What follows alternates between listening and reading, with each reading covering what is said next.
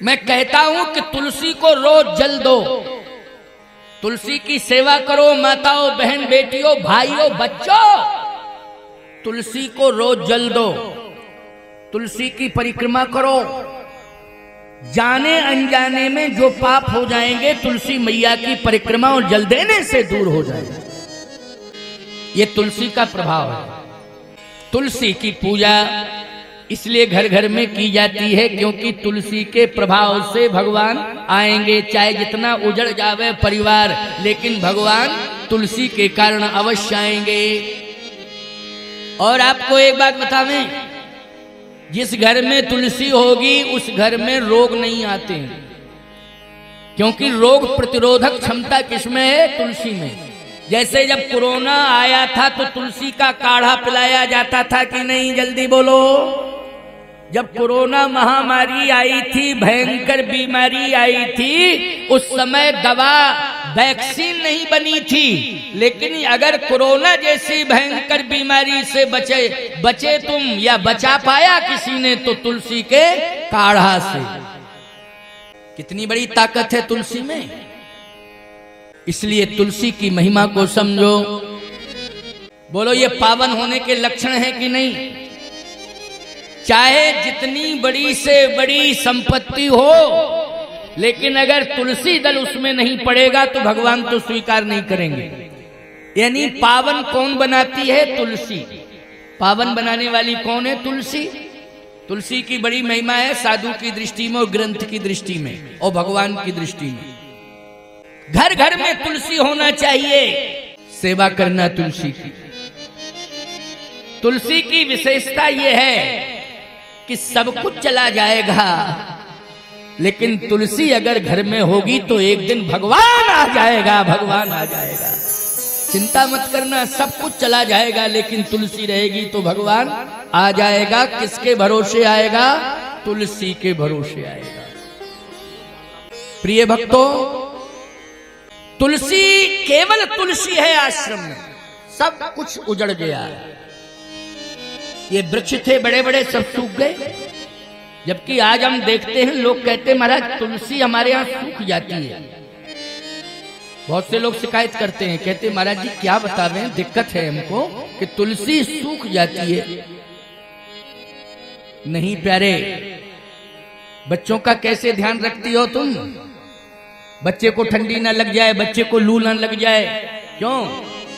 बच्चा ठंडी से प्रभावित हो जाएगा, गर्मी से प्रभावित हो जाएगा। निरंतर ध्यान रखती हो, उसका विशेष ध्यान रखती हो। लू से बचाती हो, ठंडी से बचाती हो, प्रदूषण से बचाती हो। ऐसे तुलसी का ध्यान रखा जाए तो तुलसी सूख नहीं सकती है। याद रखना, ध्यान रखना पड़ेगा माताओं, तुम्हें ध्यान रखना पड़ेगा। जिम्मेवारी तुम्हारी है, क्योंकि तुलसी घर के अंदर होती है। कहाँ होती है? जल्दी बोलो। आंगन में, घर में। वैसे तो बगीचों में लगी रहती है तुलसी, लेकिन आंगन की तुलसी का बड़ा महत्व है। बोलो भाई, कहाँ? आंगन की तुलसी का बड़ा महत्व है। किसी के खेत में गाय फसल खा रही है किसी के खेत में गाय अगर फसल खा रही है अलग बात है, लेकिन किसी के घर के अंदर गाय अगर दाना भूसा खा रही है तो अलग बात है। बोलो भाई, बात अलग है कि नहीं? खेत में अगर गाय फसल खा रही है तो देख करके तुम्हें क्रोध आ जाएगा। बोलो, आ जाएगा कि नहीं आ जाएगा? चाहे जितनी तुम श्रद्धा रखते हो, लेकिन तुम तुकाराम नहीं बन पाओगे, तुम जलाराम नहीं बन पाओगे, तुम नामदेव नहीं बन पाओगे, नरसिंह मेहता नहीं बन पाओगे, सामान्य इंसान हो। बोलो, गाय अगर खेत में घुसी है और फसल खा रही है तो क्रोध आ जाएगा। भले ही तुम लाठी डंडा नहीं चलाओगे, लेकिन क्रोध आएगा कि नहीं आएगा? आएगा।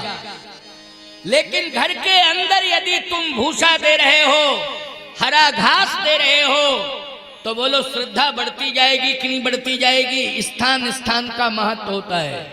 बोलो, किसका महत्व होता है? स्थान स्थान का महत्व होता है। मैं आपको एक बात बता दूं, अगर मैं बाजार में सब्जी लेते हुए मिल जाऊं आपको, तो आप कहोगे जगत गुरु नहीं है। और हम व्यास पीठ पर आपको मिल रहे हैं, दर्शन दे रहे, कथा सुना रहे हैं, तो भगवान मान रहे हो कि नहीं मान रहे हो? बोलो। स्थान स्थान का महत्व होता है। हमें वहां नहीं जाना चाहिए प्यारे। वहां जाने के लिए किसी सेवक से कहना चाहिए कि तुम सेवा दो, लेकिन व्यास पीठ पर सेवक नहीं आ सकता है। माला तो पहना सकता है, लेकिन वो इस पीठ पर बैठकर कथा नहीं कह सकता है। वो केवल यहाँ आके सेवा दे सकता है।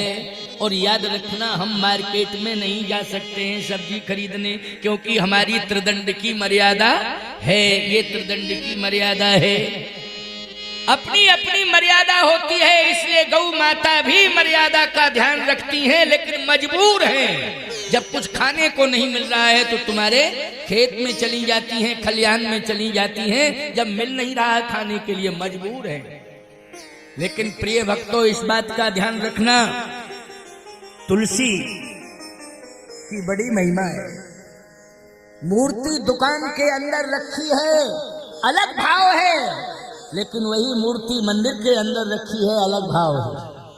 मूर्ति वही है, लेकिन दुकान के अंदर रखी है, अलग भाव है। वो मंदिर में पहुंच गई वही दुकान से मूर्ति, तो भाव बदल गया कि नहीं बदल गया? जल्दी बोलो।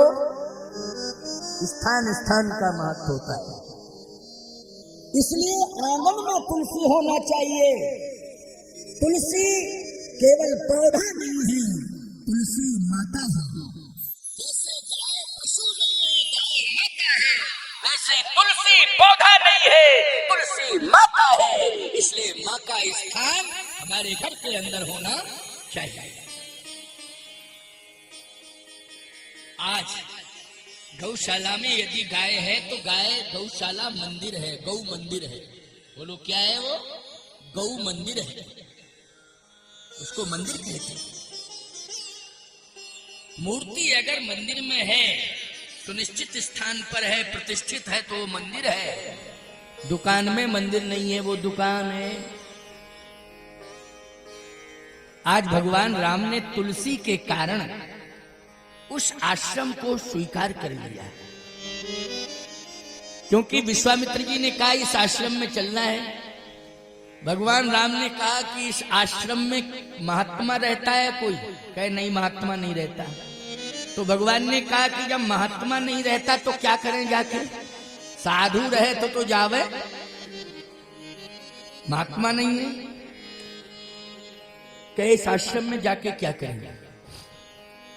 विश्वामित्र जी ने कहा इस आश्रम में तुलसी माता है। भगवान राम ने कहा तब तो चलेंगे। कौन है? तुलसी माता। तुलसी माता के नाम पर आकर्षण बढ़ गया और भगवान राम जो है प्रवेश कर गए। लेकिन जैसे ही प्रवेश किए तो तुलसी माता तो थी, लेकिन आश्चर्य इस बात का था कि बड़े बड़े वृक्ष सूख गए थे, लेकिन पत्थर की चट्टान के ऊपर तुलसी माता हरी भरी थी। बोलो आश्चर्य की बात है। पत्थर की चट्टान के ऊपर तुलसी का बिरवा हरा भरा, बाकी बड़े बड़े वृक्ष सब सूखे। भगवान ने कहा कि ये तुलसी माँ का बिरवा, ये तुलसी का हरा भरा बिरवा। विश्वामित्र जी ने कहा पत्थर के ऊपर? कहे राम पत्थर नहीं है ये। फिर कौन है? कहा जाके देखिए ना। तो उस पत्थर में नारी की आकृति बनी थी। भगवान राम ने कहा कि पत्थर तो है, लेकिन आकृति एक देवी की बनी है। तो तुलसी देवी और नीचे कौन देवी है? कहे अहिल्या देवी तुलसी को धारण किए हुए। कौन धारण किए हैं? अहिल्या देवी तुलसी को धारण किए हैं। बड़ी विचित्र बात है। क्यों? क्योंकि अहिल्या पतित हो गई है, और यदि पतित को पावन बनाएगी तो तुलसी बनाएगी। कौन बनाएगी? तुलसी। इसलिए मैं कहता हूं कि अनजाने में, जानकारी की बात छोड़ो, क्योंकि हम अगर कह दें कि तुम जानकारी में भी पतित हो, नहीं, बुरा लग जाएगा तुम्हें। हम कहते हैं अनजाने में कुछ ऐसे काम हो जाते हैं कि जिनसे हम पतित हो जाते हैं, अनजाने में पता ही नहीं चला और हमसे गलती हो गई। मैं कहता हूं कि तुलसी को रोज जल दो, तुलसी की सेवा करो माताओं, बहन, बेटियों, भाइयों, बच्चों। तुलसी को रोज जल दो, तुलसी की परिक्रमा करो। जाने अनजाने में जो पाप हो जाएंगे तुलसी मैया की परिक्रमा और जल देने से दूर हो जाएंगे। ये तुलसी का प्रभाव है। जब अहिल्या जी श्रापित हुई तो उन्होंने किसका सहारा लिया? तुलसी का सहारा लिया। यह वाल्मीकि रामायण का प्रमाण है कि तुलसी का ध्यान करते करते और तुलसी हाथ में लिए हैं, तुलसी को प्रणाम करते करते पत्थर की हो गई। तुलसी की पूजा इसलिए घर घर में की जाती है क्योंकि तुलसी के प्रभाव से भगवान आएंगे। चाहे जितना उजड़ जावे परिवार, लेकिन भगवान तुलसी के कारण अवश्य आएंगे। और आपको एक बात बतावें, जिस घर में तुलसी होगी उस घर में रोग नहीं आते, क्योंकि रोग प्रतिरोधक क्षमता किसमें है? तुलसी में। जैसे जब कोरोना आया था तो तुलसी का काढ़ा पिलाया जाता था कि नहीं? जल्दी बोलो। जब कोरोना महामारी आई थी, भयंकर बीमारी आई थी, उस समय दवा वैक्सीन नहीं बनी थी, लेकिन अगर कोरोना जैसी भयंकर बीमारी से बचे तुम या बचा पाया किसी ने तो तुलसी के काढ़ा से। कितनी बड़ी ताकत है तुलसी में। इसलिए तुलसी की महिमा को समझो। एक तो तुलसी है, दूसरे तुलसीदास हैं। ताप हरत तुलसी जगत, तम हर करत प्रकाश।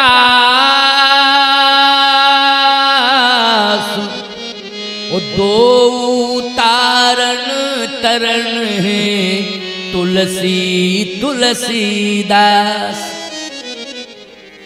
दो तारण तरण है तुलसी तुलसीदास। इसलिए प्यारे, सब कुछ चला जाए लेकिन तुलसी और तुलसी कृत रामायण को छोड़ना नहीं, अपने पास रखना। आपको एक बात बतावें, जमीन बिक गई, मकान खंडर हो गया, पैसा रुपया कुछ नहीं बचा। आप अगर रामायण किसी गांव में किसी देव स्थान पर रामायण खोल के पढ़ने लग जाना, मैं गारंटी से कह रहा हूं कोई ना कोई भोजन कराने वाला आ जाएगा, भैया आज हमारे यहां भोजन कर लेना। बोलो, कोई ना कोई पूरे गांव में कहेगा रामायण पढ़ते रहना। निश्चित रूप से कोई अवश्य ही आएगा, ये कहेगा कि आज भोजन हमारे यहाँ कर लेना। और नहीं ये कहेगा तो ये कहेगा भोजन लेके हम आ रहे हैं, भोजन पा लेना, भूखे मत रहना। विश्वास करके देख लेना, मैं सत्य कह रहा हूं आपसे। अपने जीवन की एक घटना बता दूं। उस समय मेरी आयु लगभग 17-18 वर्ष की। हिमाचल प्रदेश में एक नाहन कस्बा है, नाहन कस्बा। हम जा रहे थे हिमालय की यात्रा पर, तो नाहन कस्बे में हम इसलिए उतर गए कि जो झोरी झंडा था, जो था, सब बदमाश ले गए, रुपया पैसा। लेकिन आपको क्या बतावे, रामायण पढ़ने वाला जो गुटका था ना मेरा, वो गुटका नहीं ले गए। वो कहने लगे हमारे क्या काम का, वो गुटका छूट गया, हम सोते रह गए, वो गुटका मिला हमको, बाकी सब चला गया। नाहन कस्बा मैं नहीं जानता था ये, मैं तो हिमालय की यात्रा पर निकला था। छोटी सी आयु थी, ज्यादा अनुभव नहीं था। अब मैंने कहा क्या करूं, रुपया पैसा भी नहीं बचा, कैसे जाऊं, क्या करूं क्या ना करूं। रामायण बच गई। मैंने कहा चलो यही आधार है। उस समय पूरी रामायण पढ़े नहीं थे, पढ़े तो थे, याद नहीं थी हमको। समझ गए हो कि नहीं? जब याद ही नहीं थी तो कथा क्या कहेंगे, लेकिन पढ़ते तो थे रामायण गुरुदेव की आज्ञा से। मैं सत्य कह रहा हूं कि मैंने जहां पर मेरा सामान चोरी गया था वहीं मैंने रामायण पढ़ना शुरू कर दिया। बस रामायण पढ़ता जा रहा हूं, आंखों से आंसू गिरते जा रहे हैं। एक मंदिर का पुजारी आया, जगन्नाथ मंदिर है अभी नाहन में, वो पता नहीं पुजारी कहां से आया, बोले मंदिर चलो, जबकि हमें मंदिर का पता नहीं था।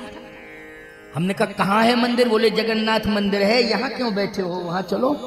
अब बोलो ये रामायण अगर नहीं पढ़ता मैं तो पता नहीं लोग क्या समझने लगते, क्योंकि आजकल क्या बतावे साधु के भेष में न जाने क्या क्या लोग कर रहे हैं और क्या क्या कार्य हो रहे हैं भेष में। अपरिचित जगह में तो बड़ी मुसीबत है। रामायण पढ़ रहा था मैं, इसका मतलब है कि उस पुजारी ने ये समझ लिया कि ये साधु है क्योंकि ये रामायण पढ़ रहा है। बोलो रामायण ने सच्चे इंसान की पहचान बता दी कि नहीं बता दी, बोलो किसने बताई, चमड़ी ने बताई कि रामायण ने? रामायण ने बता दिया। पुजारी कहता है मंदिर में चलो, यहाँ क्यों बैठे? भैया हम जगन्नाथ मंदिर में गए, पुजारी ने सबसे पहले कहा कि प्रसाद पाओ, भोग लगा था बढ़िया, ऐसा प्रसाद पाया बढ़िया दिव्य जगन्नाथ भगवान का। फिर कहा विश्राम करो, विश्राम के लिए जगह दी। फिर कहा शाम को रामायण पढ़ो। जैसे ही मैंने रामायण पढ़ी तो जो दर्शनार्थी आते गए, उस जमाने की बात बता रहे, हम आपको क्या बतावें, 5.5 रुपया हमको मिले। पुराने जमाने की बात बता रहे, बहुत होते थे उस समय, बहुत बड़ी कीमत मिल गई। न उस समय में कोई कथावाचक था, न कुछ भी नहीं था, न कोई पहचान थी मेरी। मैं तो छोटी उम्र में साधु बन गया था, हिमालय की यात्रा पर निकला। सत्य कह रहा हूं, वो बचपन की बात याद आती है कि हमारे पास 1 रुपया नहीं बचा था, सब चोरी चला गया। 5, 5.5, 5.25 रुपया किसने दिलाया, जल्दी बोलो? रामायण ने दिलाया। भोजन किसने दिलाया? तुलसी की रामायण ने दिलाया है। आराम विश्राम के लिए हमको बिस्तर किसने दिलाया? रामायण ने दिलाया है। और आज पूरी दुनिया में सम्मान किसने दिलाया? रामायण ने दिलाया है। रामायण ने दिलाया है, पूरी दुनिया में सम्मान मिल रहा है।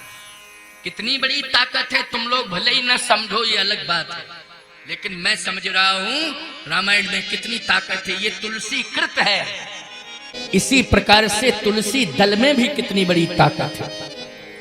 वही तुलसी दल की ताकत है कि आज भगवान राम को इस आश्रम के अंदर जाना पड़ा। वो तुलसी दल, तुलसी का विरोह। लेकिन भगवान ने कहा ये कौन है? कहा ये अहिल्या है। विश्वामित्र जी कह रहे अहिल्या है, हाँ, तो ये पत्थर की कैसे हो गई? कहा इनके पति ने श्राप दे दिया। तो श्राप दिया, क्या नाम है पति का? गौतम ऋषि। गौतम ऋषि नाम। भगवान राम ने कहा गौतम ऋषि तो बहुत अच्छे महात्मा, उन्होंने श्राप क्यों दिया?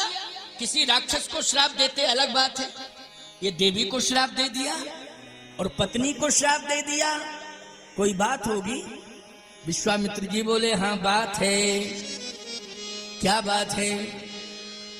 पूछा मुनि शिला प्रभु देखी, पूछा मुनि शिला प्रभु देखी, पूछा मुनि शिला प्रभु देखी, पूछा मुनि शिला प्रभु देखी, सकल कथा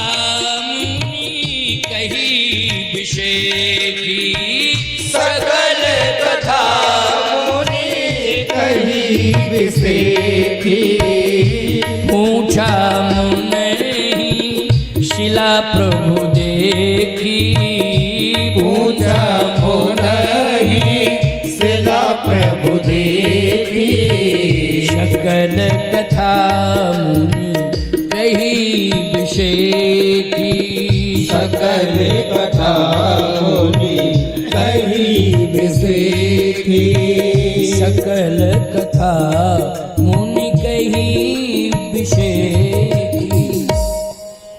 सारी की सारी कथा विश्वामित्र जी ने सुनाई। लक्ष्मण जी ने कहा ये कथा नहीं है, ये व्यथा है, क्योंकि अहिल्या पत्थर की हुई है, श्राप के कारण हुई है, इसका मतलब ये व्यथा है। लेकिन आप कथा क्यों कह रहे हो? विश्वामित्र जी ने कहा कथा इसलिए कह रहा हूं, जब तक भगवान जीव के पास नहीं आता है, जब तक जीव को भगवान नहीं मिलता है, तभी तक उसके जीवन में व्यथा रहती है। और जिस दिन जीव को परमात्मा मिल जाता है, उस दिन कथा हो जाती है, व्यथा समाप्त हो जाती है। उस दिन क्या हो जाती है? कथा, व्यथा रहती नहीं। इसलिए आज आप आ गए हो तो अब काहे की व्यथा? अब तो कथा ही कथा है। प्रिय भक्तों, अगर कोई मुर्दा है तो ये व्यथा है। क्यों भाई? कोई मुर्दा है तो क्या है? व्यथा है। क्योंकि जहां मुर्दा होता है जिस घर में, उसमें पूरा घर रोता है। क्यों भाई? रोता है कि नहीं रोता है? तो रोने का मतलब क्या हुआ? वो दुख का दिन होता है। बोलो, सारी खुशियां छिन जाती हैं, उस दिन वो रोता है, पूरा परिवार रोता है, क्योंकि मुर्दा पड़ा हुआ है। लेकिन यदि मुर्दे में प्राण आ जावे तो बोलो सारी की सारी तकलीफें दूर हो जाती हैं, सारे संकट दूर हो जाते हैं और खुशियां लौट आती हैं। मुर्दे में अगर प्राण आ जाए, अच्छा जब प्राण आ जाए, खुशियां आ जाए, तो व्यथा है कि कथा? वो कथा है। और सत्य तो यही है कि भगवान राम ने जैसे ही चरण रखा तो बोलो अहिल्या में प्राण आ गए कि नहीं आ गए? प्राण आ गए। परशत पद पावन शोक नशावन, प्रगट भई तप पुंज सही। प्रगट भई देखत रघुनायक, जन सुखदायक, सन्मुख होए कर जोर रही। हाथ जोड़ करके खड़ी हो गई। बोलो व्यथा समाप्त हो गई, कथा शुरू हो गई। ये कथा ही तो है। अति प्रेम यधीरा पुलक शरीरा। बोलो ये कथा है कि नहीं? प्रेम आ गया, शरीर रोमांचित हो गया, ये कथा है प्यारे। अति प्रेम यधीरा पुलक शरीरा, मुख नहीं आवे बचन कही। अतिशय बड़ भागी चरणन लागी, जुगल नयन जलधार बही। अभी अभागी थी लेकिन अब अतिशय बड़ भागी। अभी तो अभागनी थी अहिल्या, लेकिन अब हो गई बड़ भागिनी। अतिशय बड़ भागी चरणन लागी, जुगल नयन जलधार बही। भगवान के चरणों में आंसू डाल रही है। अभागी वो है जो संसार वालों के सामने रोते हैं, आंसू डालते हैं, वो अभागी हैं। लेकिन जो भगवान के चरणों में जाकर के रोते हैं वो बड़भागी हैं। इसलिए संसार वालों के सामने मत रोया करो। इसलिए क्योंकि तुम अगर संसार वालों के सामने रोए तो याद रखना, एहसास तो नहीं करेंगे, उपहास जरूर करेंगे। दुनिया का ये नियम है। तुम कभी भी जाना, किसी के पास जाना, कभी कोई कमी हो जाए, परेशानी आ जाए, रोना शुरू कर दोगे तो याद रखना वो यही कहेगा, रो मत, रो मत, रो मत, रो मत। लेकिन जब तुम वहां से दूर हो जाओगे तो तुरंत बगल वाले को देखोगे, हंसोगे, कहोगे, कहो बुद्धि ठिकाने लग गई, आ गया लाइन पर। लाइन में आ गया, बुद्धि ठिकाने लग गई। बोलो मजाक उड़ाओगे, मखौल उड़ाओगे कि नहीं उड़ाओगे? खबरदार। बलैया खेड़ा में हनुमान जी के सामने आके रोना। दुनिया उपहास करेगी, लेकिन बलैया खेड़ा के हनुमान जी एहसास करेंगे और तुम्हारा संकट दूर कर देंगे। को नहीं जानत है जग में कभी संकट मोचन, नाम तिहारो काज किए बड़ देवन के, तुम वीर महाप्रभु देख विचारो। इसलिए मत रोया करो दुनिया के सामने, आंसू भगवान के चरणों में गिराओ, बड़भागी हो जाओगे।